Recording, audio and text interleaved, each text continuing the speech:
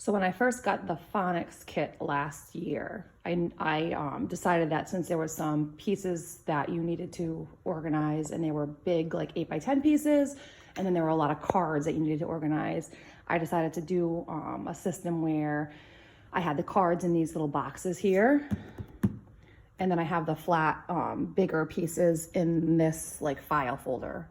So what I did for the files is that anything that was across the grade, I did in red.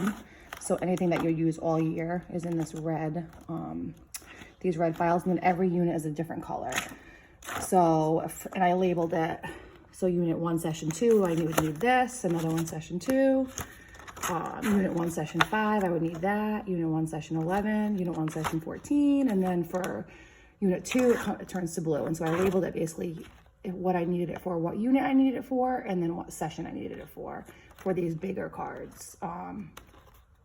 And basically I could fit all of the big 8x10 pieces into one crate. And I tried to organize it. So I have units 1 through 5, and then all across the grades in the front, and any small group is in the back of the files. So any of the small group stuff that I would use is back here. For the littler cards, those took a while to organize just because there's so many of them. But what I did was I bought these.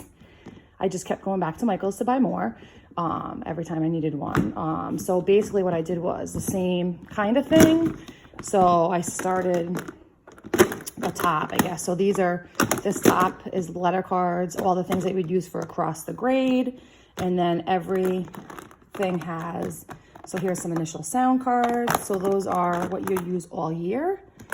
And then once you got to, let's see,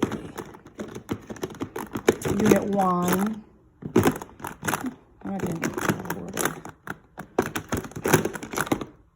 So then I would split it by units in session. So these are like the all year stuff. And then, sorry for the bounciness.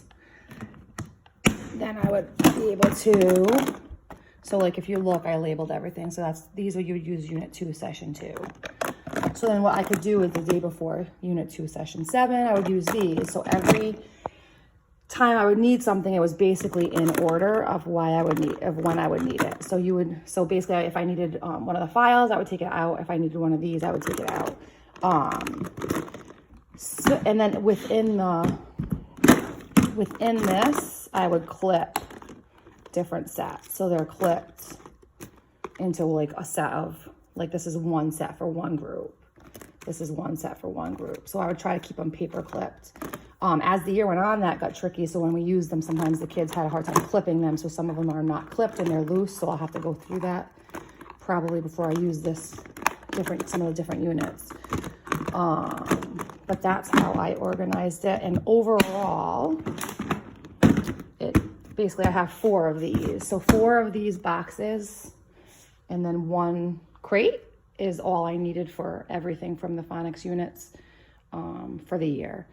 And what I do is basically the day before, when I review the lesson I'm going to teach the next day, I take out the things I need so I have it ready rather than having to look through all those things. So for me, I found it pretty easy to do it this way. It worked really well last year. And I think the biggest piece that I'll try to take for next year is to make sure when kids are done to kind of reorganize them myself that day before I put them in, because a lot of times the kids would put them in to the little container and they kind of got messy, and I just let that happen. So next year I definitely want to make sure that I look through those and make sure that the sets are the same still, because kindergartners have a hard time with paper clips.